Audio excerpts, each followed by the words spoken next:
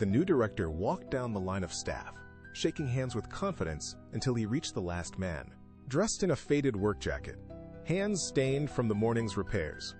He pulled his own hand back. "That won't be necessary," he said, loud enough for the whole floor to hear.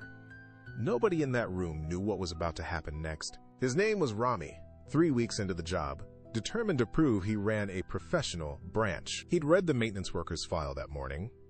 A man named Fadi, quiet, rarely spoke in meetings, always in the same worn jacket.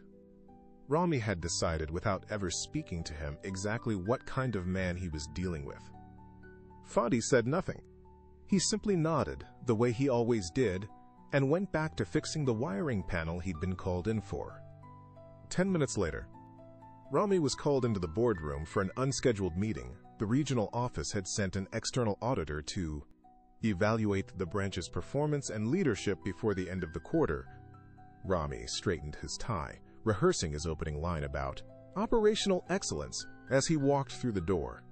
The chair at the head of the table was already occupied. Fadi sat there, a folder open in front of him. His jacket now hung neatly on the back of the chair. "Mr. Halak," Fadi said calmly, extending the same hand Rami had refused less than an hour earlier. "I don't believe we were properly introduced."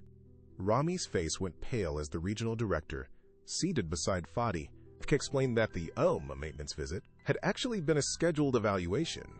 Fadi wasn't there to fix wiring. He was there to observe how leadership treated the people they assumed had nothing to offer.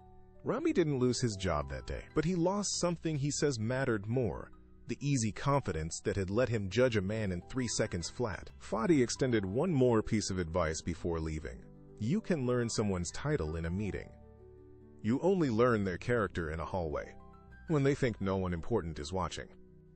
Rami has shaken every hand in that building the same way ever since.